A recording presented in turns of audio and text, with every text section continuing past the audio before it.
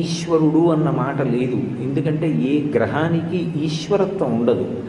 ఈశ్వరత్వము అన్న మాటకు అర్థం ఏమిటంటే ఇది ఇలా ఎందుకు చేశావు అని అడగడానికి ఆధారం ఉండదు. ఆయన అనుగ్రహించాడా, ఏమైనా చెయ్యగలడు. ఆయన అనుగ్రహం లోపించిందా, మనం ఎంత ప్రయత్నం చేసినా ఆ కార్యం నెరవేరాలి అని చెప్పి సిద్ధాంతము లేదు. కచ్చిదా శాస్తి దేవానాం ప్రసాదం పార్థివాత్మజ కచ్చిత్ పురుషకారంచ దైవంచ ప్రతిపద్యతే అంటుంది సీతమ్మ. మనుష్య సంకల్పం ఒకెత్తు, మనుష్య సంకల్పానికి పరమేశ్వరుడి అనుగ్రహం కూడా తోడైతేనే మనం అనుకున్న కార్యాలు సఫలీకృతమవుతాయి. భగవంతుడి యొక్క అనుగ్రహము తోడు కానప్పుడు మన ప్రయత్నం ఎంత చేసినా కూడా అది సఫలీకృతం అవుతుంది అని సిద్ధాంతం చేయడం సాధ్యం కాదు. అందుకే గ్రహములకు ఆ శక్తి ఉండదు. గ్రహము ఒక ఫలితాన్ని ఇవ్వవలసి ఉందనుకోండి, భగవంతుడు నువ్వు అలా ఫలితాన్ని ఇవ్వడానికి వీలు లేదు అని శాసనం చేశాడనుకోండి, ఆ గ్రహాలు ఏమీ చెయ్యలేవు. అవి అక్కడతో ఆగిపోవలసిందే. చాలా తీవ్రమైనటువంటి ఫలితాన్ని ఇవ్వవలసినటువంటి ఉగ్రమైన స్వరూపంతో ఉన్నటువంటి గ్రహం కూడా ఉపశాంతి పొంది కిందకి దిగిపోవాలి. లేకపోతే ఈశ్వరుడు అన్న మాటకు అర్థం ఎక్కడ ఉంటుంది నాకు చెప్పండి. చేసుకున్నటువంటి కర్మ ఏది ఉన్నదో కర్మ గొప్పదవుతుంది, ఈశ్వరుడు ద్వితీయ స్థానంలోకి వచ్చేస్తాడు. గత జన్మలలో నువ్వు ఏ పాప పుణ్యాలు చేశావో ఆ పాప పుణ్యాల యొక్క ఫలితాన్ని నువ్వు అనుభవించి తీరాలి తప్ప ఈ జన్మలో నువ్వు ఎంత భక్తిగా ఉన్నా గత జన్మలో చేసుకున్నటువంటి కర్మ నిన్ను విడిచిపెట్టదు అని నేను చెప్పాను అనుకోండి. అప్పుడు భక్తిగా ఉండడం వల్ల ఈశ్వరుడు మీకు ఇచ్చేటటువంటి ఫలితం ఏమిటి? ఇప్పుడు కర్మ గొప్పదవుతుంది. కర్మ ఎప్పుడూ గొప్పది కాదు. అందుకే రమణ మహర్షి ఉపదేశసారం చేస్తూ కర్మ తజ్జడం అంటారు. కర్మ కర్మగా ఫలితాన్ని ఏమీ ఇవ్వదు. ఎందుచేత అంటే నేను సత్యనారాయణ వ్రతం చేశాను అనుకోండి, సత్యనారాయణ వ్రతం చేసి పూర్తయిపోగానే నా కొడుకు ఉద్యోగం వచ్చేయాలని సంకల్పం చేస్తే ఉద్యోగం వచ్చేసింది అనుకోండి, అప్పుడు కర్మ గొప్పది. కర్మచేత కాదు జరిగేది, నేను చేసిన కర్మయందు నేను చూపించినటువంటి భక్తికి ప్రీతి పొందినటువంటి పరమేశ్వరుని యొక్క అనుగ్రహము నా కోరిక తీరడానికి కారణమవుతుంది. అందువలన ఆయన ఈశ్వరుడు. నేను గతంలో కొన్ని పాపములు చేసి ఉండవచ్చు, కానీ ఈ జన్మలో నేను పరమభక్తితో జీవనం చేస్తున్నాను అనుకోండి, పరమేశ్వరుడు ఆ పాపము యొక్క ఫలితాన్ని ఇవ్వవలసినటువంటి సమయం ఆసన్నమైనప్పుడు ఇంత భక్తిగా ఉన్నటువంటి వాడికి కూడా నేను అంత దుష్ఫలితాన్ని ఇస్తే రేపొద్దున్న లోకానికి ఈశ్వరుడు ఉన్నాడన్న నమ్మకం ఎలా కలుగుతుంది? అందుకే భాగవతంలో ఒక మాట అంటాడు, ఒక భక్తుణ్ణి ఈశ్వరుడు ఎందుకు రక్షించాలి అంటే వాడు నా కొరకు రక్షింపవలయువాడు అంటాడు. ఒక పరమ భక్తుడైనటువంటి వాడు దురన్యాయానికి గురైపోయాడు అనుకోండి, ఆయనే బాధపడవలసి వచ్చిందనుకోండి, ఇంకా భగవంతుడు ఉన్నాడని లోకం ఎందుకు నమ్ముతుంది? అంత ఈశ్వరుణ్ణి నమ్ముకున్నవాడే అన్ని కష్టాలు పడితే ఇక లోకంలో నమ్మకం అన్న మాట ఎలా కుదురుతుంది? అందుకే పరమ భాగవతోత్తముడైనటువంటి వాడిని రక్షించడం వాడి కొరకు కాదు, నేనున్నానని లోకం నమ్ముతుంది, నా అస్తిత్వం దాని మీద ఆధారపడింది, అందుకని నేను రక్షిస్తానంటాడు. ఈశ్వరుడు రక్షించాలి అని సంకల్పం చేశాడనుకోండి, గ్రహములు ఫలితాన్ని ఇవ్వలేవు, ఆగుతాయి. పెద్ద ఫలితాన్ని ఇవ్వవలసినవి చాలా తక్కువ ఫలితాన్ని ఇచ్చి వెళ్ళిపోతాయి. అదే భగవత్ కారుణ్యంగా అర్థం చేసుకోవడంలో ఉంటుంది. అందుకే ఒకనాడు అప్పటికి ఏదో కొద్దిగా కష్టం వచ్చినట్టు కనపడుతుంది, అంత మాత్రం చేత విచలితులమైపోకూడదు. ఈశ్వరానుగ్రహం అలా ఎందుకు వచ్చిందో కూడా పరిశీలించుకోవాలి. నేను మీతో ఒక ఉదాహరణ చెప్పాలి అంటే, ఒక వర్తకుడు ఉప్పు పట్టుకుని బయలుదేరాడు. పక్కన ఉన్నటువంటి నగరానికి వెళ్ళి ఆ ఉప్పు అమ్మి లాభం సంపాదించాలని. తీరా ఆయన అడవి మార్గంలో వెళుతున్నప్పుడు కుండపోతగా వర్షం పడింది. వర్షం పడిన కారణం చేత ఆయన పక్క ఊరు చేరుకునేటప్పటికీ తీసుకువెడుతున్నటువంటి ఉప్పు బస్తాలలోని ఉప్పంతా కరిగి నీరై కారిపోయింది, అమ్మడానికి ఏం లేదు. కాబట్టి అతను చాలా దిగాలు మొహం వేసుకుని, నేను భగవంతుణ్ణి ఇంత నమ్మాను, ఏం కలిసి వచ్చింది?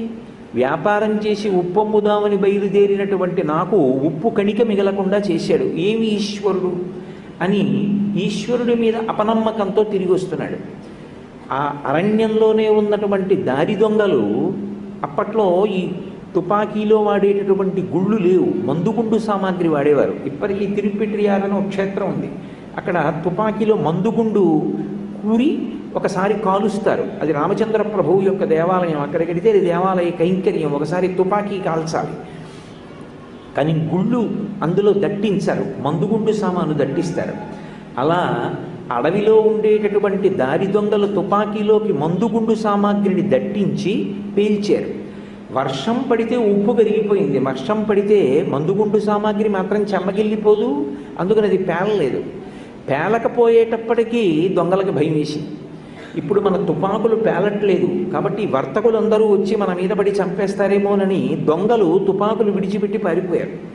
అప్పుడు ఆ వర్తకుడు అనుకున్నాడు, నేను గత జన్మలలో ఏదో పెద్ద పాపం చేశాను, ఈ ఒక్కసారికి పట్టుకెళ్ళిన ఉప్పు బస్తాలలో ఉప్పు కరిగిపోయింది, కానీ ప్రాణాలు నిలబడ్డాయి, ఈ భూమి మీద నీకు ఇంకా ఉప్పు ఉందిరా అంటారు. నాకు అమ్మవారు ఉప్పు మిగల్చింది, తినడానికి అన్నం మిగల్చింది, ఉప్పు అమ్మకానికి పట్టుకెళ్ళింది పోయింది, రావలసిన లాభం కొంత పోయింది, ధనరూపంగా పోయింది, కానీ ప్రాణములు దక్కే.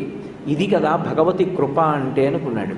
అందుకే నమశివాభ్యాం అశుభాపహాభ్యాం, రావలసినటువంటి పెను ప్రమాదాన్ని తీసేసి దాని స్థానంలో చేసినటువంటి కర్మకి ఏదో ఒక ఫలితాన్ని ఇస్తే తప్ప కర్మ పోదు. అందుకని పాము కరవలసినటువంటి వాడిని చీమతో కరిపించి విడిచిపెడతాడు. ఒక్కొక్కసారి మనం చేసినటువంటి మహాపాపానికి ఇంత పాపం ఇంత ఫలితాన్ని అనుభవించవలసిన వాళ్ళం ఇంత తక్కువ ఫలితంతో మనం తప్పించుకున్నామన్న విషయం కూడా మనకి తెలియదు. భగవద్భక్తి మనుష్యుణ్ణి అలా కాపాడేస్తుంది. అందుకే ఈశ్వరత్వం ఎవరిది అంటే భగవంతుడిది. పరబ్రహ్మమునకు ఈశ్వరత్వం ఉంటుంది. ఆయన గ్రహములను శాసించగలడు, గ్రహములకు ఈశ్వరత్వం లేదు. అందుకే శనీశ్వరుడన్న మాట లేదు, శనైశ్చరుడన్న మాట ఉంది. శనైశ్చరుడు అంటే శనైహి శనైహి చరహ, మిగిలిన గ్రహాలులా ఆయన వేగంగా కదలడం, ఆయన చాలా మెల్లగా నడుస్తాడు. మెల్లగా నడుస్తాడు కాబట్టి మందుడు అని పేరు. మందగతి అంటే మెల్లగా నడవడం. మెల్లగా నడిచేటటువంటి లక్షణం ఉన్నవాడు కాబట్టి శనైశ్చర గ్రహం జాతకంలోకి ప్రవేశిస్తే చాలా మెల్లగా వెడతాడు. శనైశ్చర గ్రహానికి కారకత్వం ఉంది, ఆయన కొన్నిటి మీద అధికారి అయి ఉంటాడు. శనైశ్చర గ్రహం బాధ పెడుతుంది మనిషిని, అందుకే పాప జీవనానికి అలవాటు చేస్తుంది, ధర్మమునందు అనురక్తి తగ్గిస్తుంది, అధర్మమునందు లాలస పెంచుతుంది. ధర్మాన్ని వదిలేస్తేనే అధర్మాన్ని పట్టుకుంటే మనం సంతోషించచ్చని అధర్మం వైపుకి నడిచేటట్టుగా చేస్తుంది, దుఃఖాన్ని కలిగిస్తుంది, ఆయుర్దాయాన్ని శాసిస్తుంది, మృత్యువుని కూడా కల్పిస్తుంది. శనీశ్చర గ్రహం వీటి మీద కారకత్వంతో ఉంటుంది. కానీ శనీశ్వరుడు మహానుభావుడు, ఆయన గొప్ప అనుభవాల్ని కూడా ఇస్తాడు. జీవితంలో శనీశ్చర గ్రహం ప్రవేశిస్తే జాతకంలోకి గొప్ప అనుభవం వస్తుంది. ఆ అనుభవం వచ్చిన కారణం చేత ఆ పైన ఇక తప్పు చెయ్యకుండా జాగ్రత్త పడతాడు. అటువంటి శనీశ్చర గ్రహం మెల్లమెల్లగా నడుస్తుంది కాబట్టి మందుడు అంటారు. శనీశ్చర గ్రహం ఏళ్ళనాటి శని జాతకంలోకి వచ్చిందనుకోండి, బాబోయ్ ఎన్ని బాధలు పడిపోతున్నానోనండి, ఏళ్ళనాటి శని ఇంకా అంతా ఇంత బాధ కాదండి, తప్తమైపోతున్నానంటుంటారు కొంతమంది. అది ఆ గ్రహం యొక్క కారకత్వం, అది ఆయన దోషం కాదు. మనం గత జన్మలో చేసుకున్నటువంటి పాపములను శనీశ్చర గ్రహం ఆ విధమైనటువంటి దుఃఖ రూపంలో పోగొట్టేస్తూ ఉంటాడు. శనీశ్చర గ్రహం ఎలా మెల్లమెల్లగా నడుస్తుందో అమ్మవారి యొక్క నడక అంటే పాదములను ఆశ్రయించి కదు ఉంటుంది, పాదములు కదిలితే నడక.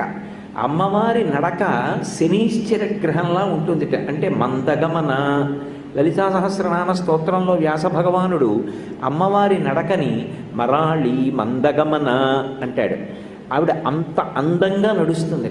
అమ్మవారు నడిస్తే హంస నడిచినట్టు ఉంటుందంటారు, ఏనుగు నడిచినట్టు ఉంటుందంటారు.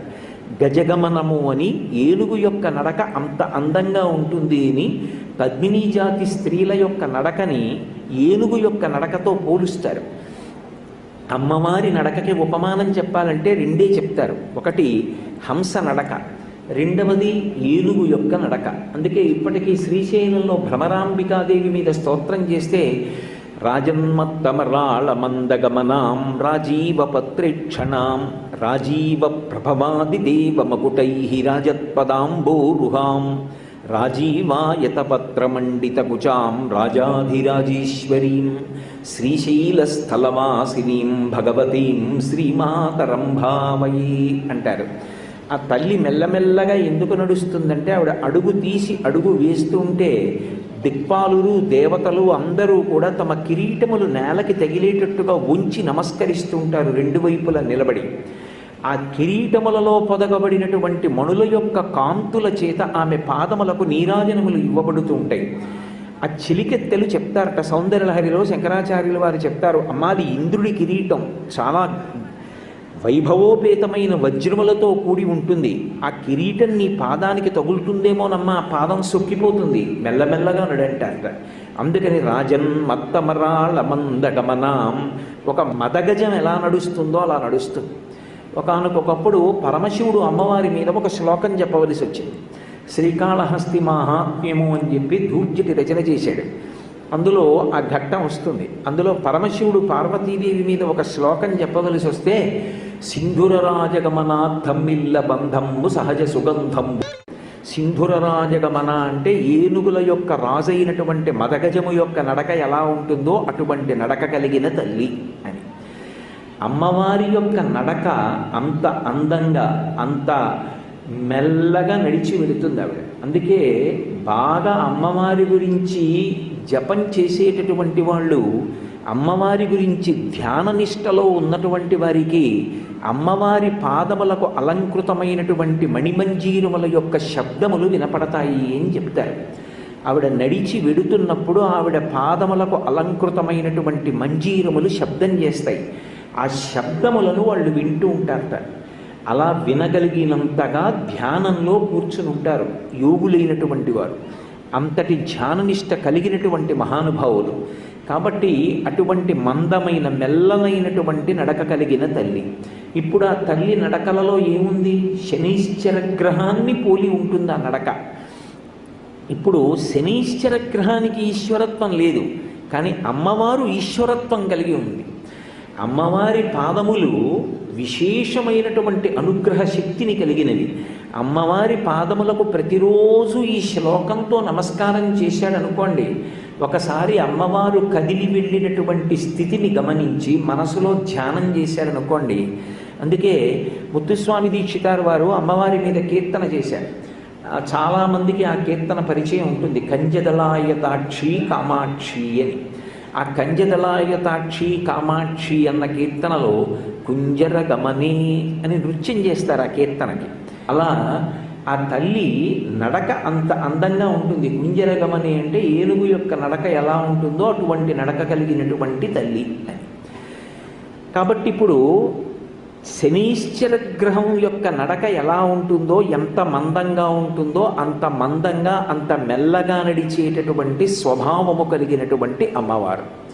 కాబట్టి గతౌ మందో గంగాధర మహిషి కామాక్షి భజతాం. అమ్మవారి దగ్గర ఒక ప్రధాన లక్షణం ఉంటుంది, ఆమె మహాపతివ్రత. ఆమె తనంత తానుగా ఎంత శక్తివంతురాలు కానివ్వండి, మీరు కేవలం ఆవిడ గురించి స్తోత్రం చేస్తే ఆవిడ చిన్నబుచ్చుకుంటుంది. నన్ను స్తోత్రం చేస్తున్నారు ఎవరు? నా భర్తని కదా స్తోత్రం చేయాలి. ఆమె మహాపతివ్రత, తన భర్తని స్తుతి చేస్తే సంతోషిస్తుంది. అందుకే గంగాధర మహిషి, గంగని ధరించినటువంటి పరమశివుని యొక్క ఇల్లాలు అనేటప్పటికీ ఆవిడికి సంతృప్తి. కామాక్షి భజతాం, అటువంటి కామాక్షిని నేను భజించుచున్నాను.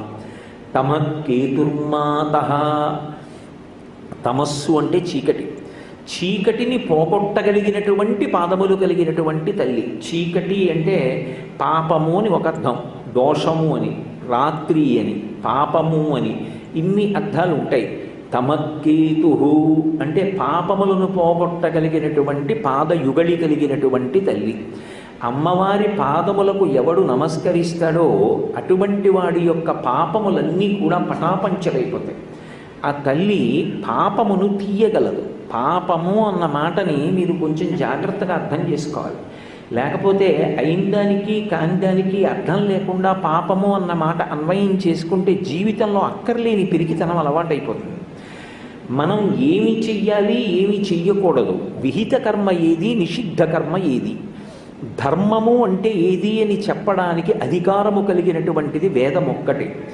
ఏది వేదం చెప్తుందో అదే ధర్మం తప్ప ధర్మం చెప్పడానికి ఇతరులకు అధికారం ఉండదు. ధర్మం మాట్లాడేది వేదం ఒక్కటే మాట్లాడుతుంది.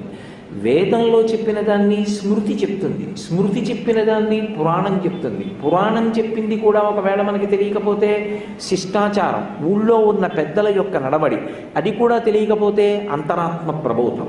ఈ 5 ప్రమాణవాక్కులై ఉంటాయి. అందులో శృతి వేదం ప్రధానం. ఆ వేదము ధర్మాన్ని చెప్తుంది. చెప్పినప్పుడు విహిత కర్మ అని ఉంటుందంటే ఇది నువ్వు చెయ్యి. అది చెయ్యడంలో ఈశ్వరుడు సాధ్యమైనంత అవకాశాన్ని కల్పిస్తాడు తప్ప చాలా కష్టపడి చేసేటట్టుగా ఎప్పుడూ ఆయన ఏర్పాటు పెట్టాడు. ప్రతిరోజు స్నానం చెయ్యి అంటే మజ్జనం చెయ్యి అని అర్థం. అంటే తల మునిగేటట్టుగా స్నానం చేయాలి. ప్రవహిస్తున్నటువంటి జలం దగ్గరికి వెళ్ళి మునగాలి. ఒకవేళ అలా వెళ్ళలేకపోతే అందుకే ఎప్పుడు ఎడ తెగక పారు ఏరుంది జుడున్ చొప్పడిన యూరగుండుము చొప్పడికున్నట్టి ఊరు చేరకు సుమతి అని చిన్నప్పుడు ఏరు ఉన్న ఊళ్ళో ఉండండి అంటారు స్నానం చేయొచ్చని. ఒకవేళ ఏరు లేదు, ఉన్నా వెళ్ళడానికి అవకాశం లేదు, ఏం చేయాలి అంటే కనీసం నూతిలో నీళ్లు తీసుకుని తలమించి పోసుకోవాలి. నుయ్యి కూడా లేదు, ఏం చేయాలి? పంపులో నీళ్లు తీసి తలమించి పోసుకోవాలి. తలమించి పోసుకోవడానికి అనారోగ్యంగా ఉంది, ఏం చేయాలి? కంఠం దగ్గర నుంచి పోసుకోవాలి. కంఠం దగ్గర నుంచి పోసుకోవడానికి కూడా వీలు లేదు, జ్వరంగా ఉంది, ఏం చేయాలి? మొల దగ్గర నుంచి పోసుకోవాలి. అక్కడి నుంచి కూడా వీలు లేదు, మంచం నుంచి లేవలేకపోతున్నాను, ఏం చేయాలి? కనీసం కాళ్ళు కడుక్కోవాలి. అది కూడా చెయ్యలేను, ఏం చేయాలి? విభూతి చల్లుకోవాలి. అది కూడా చేయలేను, ఏం చేయాలి? కొడుకు ఉండాలని కోరుకునేది అందుకు. కొడుకు కాస్త విభూతి చల్లి ఈయన సంధ్యావందనం ఆయన చేస్తే సరిపోతుంది. కాబట్టి ఇప్పుడు సాధ్యమైనంత వరకు ధర్మం నడవడానికే పరమేశ్వరుడు అవకాశం కల్పిస్తాడు. అంతే తప్ప కఠిన హృదయంతో నువ్వు ధర్మాచరణ చెయ్యలేవు అన్న స్థితిని కల్పించడానికి ఈశ్వరుడు ఎప్పుడూ తలుపులు ముయ్యడు. ఇప్పుడు ఏది ఈశ్వరుడు చెయ్యమన్నాడో అది చెయ్యకుండా ఉండడం, ఏది చెయ్యవద్దని చెప్పాడో అది చెయ్యడం, అది పాపం. ఇది చెయ్యవద్దు అని ఈశ్వరుడు అన్నాడు అనుకోండి, అదే చేసే ప్రయత్నం చేయడం, ఆ పని చేయడం, దానికి పాపమని పేరు. ఇప్పుడు పాపము పోవడము అంటే ఏదో కొన్ని చెయ్యకూడని పనులు చేయడం, గంగ దగ్గరికి వెళ్ళడం, స్నానం చేయడం, పాపాలు పోయి మళ్ళీ వచ్చి మొదలు పెట్టడం అని అర్థం చేసుకుంటే పొరపాటు. పాపము పోవుట అన్న మాటకు అర్థం ఏమిటంటే ధర్మమునందు అనురక్తి కలుగుట అని చెప్పాలి.